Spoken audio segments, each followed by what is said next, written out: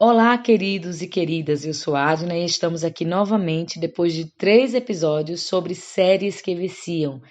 Falamos sobre as séries coreanas e hoje eu quero falar exclusivamente para as mamães. Este podcast, em especial, foi feito para as mães, uma conversa de mãe para mãe. Então, você que é mãe, fique me ouvindo. O pai também pode me ouvir, mas as mães especialmente. Ao longo desses 3 episódios, eu percebi que o papel e atitude da mãe em casa, na administração do que entra e sai como cultura no seu lar, é fundamental para a boa ordem, para a boa educação das crianças, dos filhos. Os pais, eles têm o seu papel, mas o que eu percebi é que eles tendem a ceder diante da flexibilidade da mulher. Mas eu não quero falar aqui para os pais, porque eu não sinto que devo fazer isso. Há quem fale para eles e eu vou ficar dentro da minha esfera, da esfera que o Senhor me colocou. Ao longo desses episódios, eu percebi que não somente os adolescentes estão viciados, como muitas mães estão vidradas nas séries. Algumas até mais do que os próprios filhos. E, no geral, o público que gasta mais tempo assistindo séries deste gênero são as mulheres. Nas minhas conversas informais com famílias, eu tenho percebido que é uma boa reserva de autoridade dada a nós no lar pelos próprios pais. Na nossa cultura, de uma forma geral, o homem tem delegado ou mesmo deixado em nossas mãos muitas decisões sobre o que entra e sai de casa. Homens de postura mais tradicional cedem muitas vezes aos apelos da esposa e das filhas. E isso tem uma explicação que está lá atrás, lá no Gênesis. Homens que cedem aos apelos da mulher apenas estão seguindo aquele padrão lá do Éden. Isso não quer dizer que a mulher é mais culpada do que o homem, que a mulher usurpa o papel do homem sempre que o seu desejo se impõe no lar. Não é isso que eu quero dizer. Afirmar isso é cair naquele engano lá de Eva e Adão, que não assumiam sua culpa pessoal. Muitas vezes é o contrário. Homens se calam quando deveriam falar, e então as mulheres decidem. Homem e mulher compartilham da mesma culpa, e esse padrão segue-se desde o Éden, como eu falei aqui. Mulher tentada passa por cima da sua natureza, o homem, por sua vez, abre mão do seu papel de líder e cede às escolhas autônomas da mulher. Se esse homem se encanta com essa mulher forte, segundo os padrões do mundo, ele nada mais mostra do que o padrão caído do Éden. E não deveria ser dessa forma. Mas é certo também, queridas mamães que me escutam, que nós temos o reinado no lar, vamos dizer assim. Já ouvi muitas vezes de muitas pessoas falarem que o lar é o nosso reino, que nele nós mandamos. É o nosso lugar ali de atuação, a nossa esfera, que homem não manda na casa. Isso não é verdade, né? E muitas de nós nos comportamos assim, mesmo na presença do marido e do cabeça do lar, e isso não está certo. Nós sabemos arquitetar estratégias engenhosas para conseguir o que queremos. Isso é verdade. E para isso nós usamos as mais variadas desculpas, como: eu passo o dia em casa, eu cuido das crianças, por isso eu sei o que é melhor. Olha, você não se envolve com nada e quer mandar em tudo. Eu já ouvi mães falando assim: eu estou cansada, pelo menos essa é uma atividade que não tem nada de imoral. Também já ouvi alguma mãe falar isso. Olha, eu deixo porque é uma diversão inofensiva que me libera para fazer outras atividades. Eu tenho tanta coisa para fazer. Ou, ainda no caso daquelas que estão viciadas também, ela diz assim: eu mereço um descanso. Aqui, olha, eu relaxo sem culpa. Não tem nada demais nessa série. E aí segue-se as mais variadas desculpas. Eva, minhas irmãs, arranjou desculpas também. Nós arranjamos as nossas. Sara quis dar um jeito na promessa de Deus. Rebeca manipulou a bênção que era de Esaú e deu a Jacó. Raquel chorou cobrando de Jacó que desse filhos a ela, como se dele dependesse o abrir da madre, e não de Deus. Veja como ela falou: dá-me filhos, senão morro. Bem dramática, não era?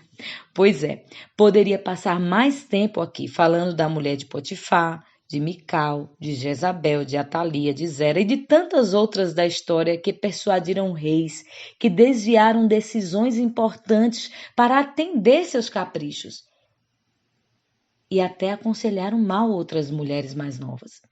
Se há um pecado que nos assedia como mulheres, é o pecado da manipulação emocional.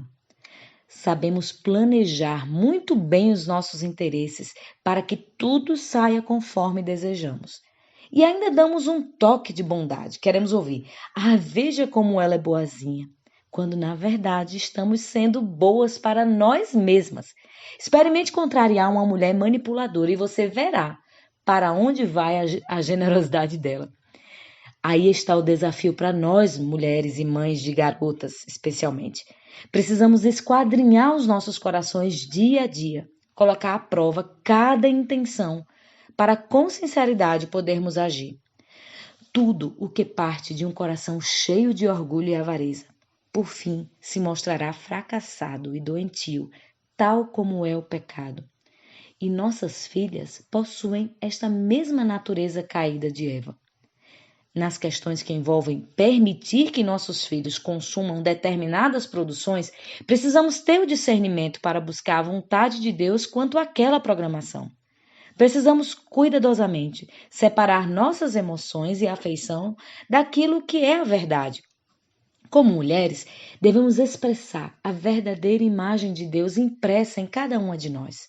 Não deveríamos sair por aí tentando manipular as coisas a nosso favor, buscando facilitar nossa vida e rotina sem considerar as consequências das nossas permissões. Nós fomos feitas e chamadas para amorosamente nos sujeitarmos à liderança do marido e principalmente para exercermos nossa influência para a edificação do lar. A mulher sábia edifica sua casa, dizem Provérbios. E um dos aspectos mais importantes na sustentação da família é a observância do princípio da unidade entre marido e mulher. Eles precisam falar uma só língua. Não pode haver dissonância, especialmente quando o assunto é formação do caráter dos filhos. E unidade vem quando marido e mulher cumprem seus papéis bíblicos dentro do lar. Assim como Cristo em tudo se sujeitou a Deus, nós deveríamos mostrar nossa feminilidade ajudando os homens na tarefa que Deus lhes deu. Homens prestarão contas diante de Deus por suas famílias. Sobre eles recai esse dever. Nosso trabalho é o de sermos ajudadoras do marido no lar, seguindo as suas orientações, especialmente aquelas que dizem respeito às questões espirituais de formação de caráter. Nós trabalhamos enquanto ajudamos o nosso marido. E eu falo para aquelas mães cujos maridos temem a Deus e que amam a sua palavra. Como mulheres, ao nos depararmos com situações nas quais precisamos decidir o que é melhor para os nossos filhos, devemos levar a eles e, juntamente com eles, tomarmos decisões baseadas no que diz a palavra de Deus. Para isso, precisamos muitas vezes deixar de lado as nossas emoções, inclinações, desejos, afeições. Se algo vai entrar na rotina dos nossos filhos, se o entretenimento vai compor parte do seu tempo, esse entretenimento precisa ser conhecido do pai, que é o chefe do lar, e conhecido em todas as suas facetas, as boas e as ruins. Uma vez posta diante dele a questão, cabe a nós, como mulheres ajudadoras, mostrar quais princípios da palavra se aplicam àquela atividade e por que ela é importante. Para tudo, minhas irmãs, há uma resposta na palavra. Para tudo. Você pode dizer: "Você está sendo muito radical, não, Adna? Fala sério, eu vou usar a Bíblia até para assistir séries?" Isso mesmo. Se até agora a Bíblia não tem regido as escolhas mínimas de sua vida, então precisa cair diante de Deus e rogar-lhe que abra seus olhos para as verdades que lá estão sobre a sua vida. Escolhas são tomadas baseadas em princípios imutáveis para o crente, e nisso não há escolhas grandes ou pequenas. Levar esses princípios para o esposo é o nosso papel. Lembrar-lhe o que rege o lar também é o nosso papel. Trazer opções e perguntas também é o nosso dever. Orar por ele e pedir a Deus por ele sabedoria também é o nosso dever. É impressionante ver como Deus, depois de fazermos tudo isso, guia o nosso esposo para tomar a decisão certa. Mas a decisão é sempre dele. Os nossos planos e tarefas precisam estar debaixo da sua aprovação e não apenas a mera informação das decisões que já foram tomadas por nós. Chegar no final do dia com uma lista do que foi feito não é bíblico. O certo é levarmos a lista antes para o nosso marido, para que seja aprovada diante de Deus em submissão e honra. Na maioria das vezes, queremos apenas fazer com que as coisas saiam do nosso jeito. Essa é a verdade. Nós somos ardilosas em planejar os detalhes e sutilmente fazemos o esposo andar na linha que traçamos. Observe as coisas simples do dia a dia. Como nos esforçamos na manutenção do nosso próprio bem-estar, nos arrumando, executando tarefas que nos promovem individualmente, como por exemplo, se eu vou receber uma visita, eu capricho na receita. Se eu não vou receber visita, então eu deixo a comida de qualquer jeito. Ou até deixo padecer de fome, exagerei, né? Mas às vezes acontece isso. Às vezes eu cuido demais dos meus interesses, enquanto os interesses do marido são jogados para o último ponto da lista. Como, por exemplo, às vezes eu organizo muito bem a minha área ali do espelho, né? Do banheiro. E a parte dele eu deixo lá toda bagunçada. E depois eu vou reclamar. E tal como Adão, o pecado faz com que os homens abdiquem dos seus postos de autoridade amorosa para assumirem uma condição passiva diante da mulher. Não devemos fazer assim. Planejemos o nosso dia, planeje o seu dia, as atividades dos seus filhos. Leve em conta os desejos dos seus filhos, sim, o que eles gostam, mas não decidam sobre essa questão. É muita coisa para nós. Deixe que seu esposo tome as rédeas da situação e confie em Deus. Faça a sua parte. A verdadeira alegria e prazer em sujeitar-se a Deus, e ela começa com a sujeição àquele que Ele colocou como autoridade sobre nós. Viva o seu papel de ajudante alegre, promovendo o bem-estar dos que Ele cercam, e você terá um tesouro nos céus. Isso quem promete é a palavra de Deus. Obediência, humildade, paciência, submissão são palavras-chave para o sucesso de qualquer mulher. Se você não acredita, experimente viver isso e depois você vai conferir os resultados. O seu Criador sabe que material usou em sua constituição. Você veio do homem e foi feita para completá-lo. Ele irá lhe proteger e prover todas as suas necessidades, sabendo da nossa estrutura como mulher. O Senhor pôs sobre os ombros do homem todo o fardo pesado e também o poder da decisão. Confie no seu Criador, ele sabe o que fez e o que faz. Eva se meteu em encrencas, tentando usurpar um lugar que não era seu. Maria, ao contrário de Eva, ouviu a voz de Jesus, não mais do seu filho, mas do seu mestre, naquele casamento em Caná da Galileia. Não sei se você lembra daquela história. Quando ela quis falar para Jesus, não sei se ela estava querendo que Jesus já resolvesse o problema, ela foi avisar a Jesus que tinha acabado o vinho, e Jesus disse: mulher, não é chegada a minha hora. Ela entendeu, foi lá naqueles homens e disse: faça tudo o que ele vos disser. Ela foi bem-aventurada, Maria, porque ela creu e viu cumprir-se as coisas que da parte do Senhor lhe foram ditas. Vamos vencer a batalha contra a nossa carne, minhas irmãs. Não é fácil, mas quem disse que seria fácil? A luta continuará até que Cristo seja formado em nossas famílias. Eu lembro muito bem da minha mãe e de como ela deixava que meu pai tomasse as decisões da família. Ela compartilhava tudo com ele e o ouvia atentamente. Na ausência do meu pai, a minha mãe era os seus olhos, sua voz, seus ouvidos. Eu nunca vi minha mãe tomando decisões sozinhas, até mesmo no que diz respeito às nossas diversões. A resposta que meu pai dava a esta atitude da minha mãe era um coração que confiava nela. Para ela, ele entregava todos os seus tesouros. Minha mãe foi uma mulher próspera, porque honrou meu pai e deixou com ele as decisões do lar. E para as mães que não têm maridos sábios espiritualmente, tudo o que eu falei é válido também, e ainda com um peso maior.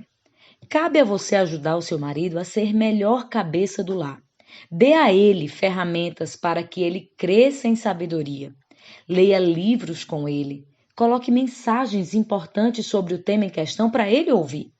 Converse sobre questões difíceis e deixe-o falar, escute o seu esposo. Ao longo da conversa, solte os tesouros da palavra. Passeie pela palavra. Prepare o momento do culto doméstico, mas previamente separe os textos para ele ler e ele comentar. Deixe que ele dirija o culto, fique do seu lado e não na sua frente. Naturalmente, ele ocupará o seu lugar, porque o homem foi feito para isso. Quando usamos a palavra de Deus na construção do nosso lar, Deus se encarrega de colocar as coisas no seu devido lugar. Honre o Senhor e ele vai lhe honrar. A outra questão digna de nota, mamães. Quando agimos sozinhas, quando decidimos sobre questões importantes da formação dos nossos filhos e os rumos do lar sem ouvir o marido, nós expomos o homem ao pecado da omissão. Deus pedirá contas dele. Não podemos simplesmente dizer que são passivos. Meu marido é passivo e aí eu tomo a frente. Não. Se sabemos que eles são passivos, nosso papel é estimular a liderança deles e não reclamar ou tomar a frente deles. Isso não é ser ajudadora. Na independência da mulher, é o homem chamado a prestar contas também. Homem passivo é homem culpado. Lembre-se disso. O homem é, diante de Deus, o responsável final pela queda ou elevação da família, pela vida ou pela morte. Deus lhe dotou com uma capacidade incrível para a liderança. E é lindo ver o homem liderar com amor.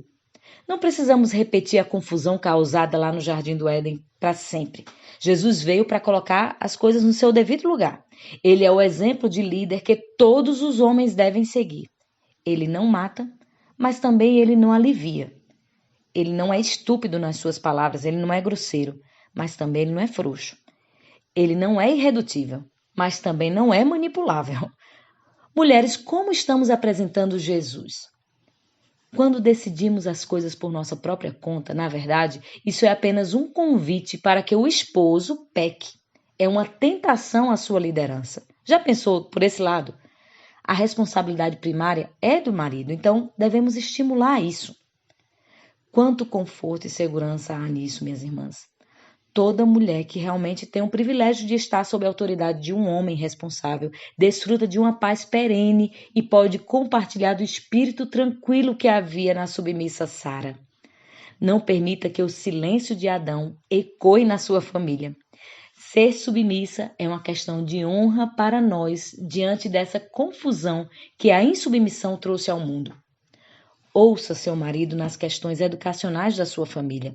Ouça a orientação quanto ao que entra de cultura no seu lar. Deixe de lado as suas emoções e suas afeições de mãe e, como numa dança, permita-se dar e receber. Deixe-o liderar e siga-o. É assim que a dança funciona.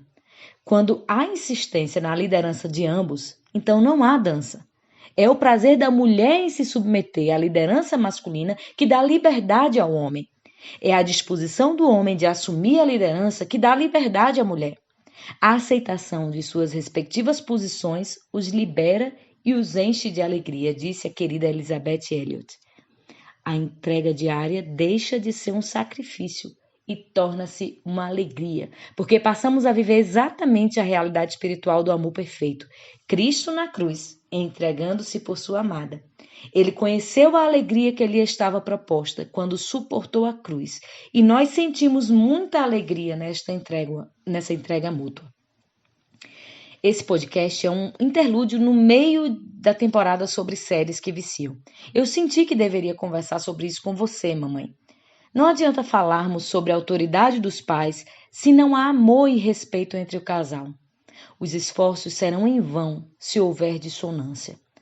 Nosso impacto como família de Deus no mundo virá em cumprirmos, homem e mulher, o seu próprio papel pré-ordenado pelo Criador.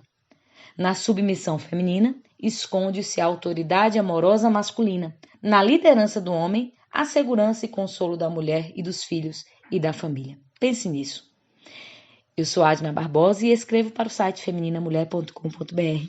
E este foi o quarto episódio, o quarto podcast da temporada Séries que Viciam. Acesse nossas redes sociais pelo Facebook, Instagram, YouTube e os nossos podcasts em todas as plataformas de streaming. Compartilhe com seu amigo, com outra mãe, com outra família e vamos divulgar a verdade em todos os cantos deste mundo. Que o Senhor te abençoe.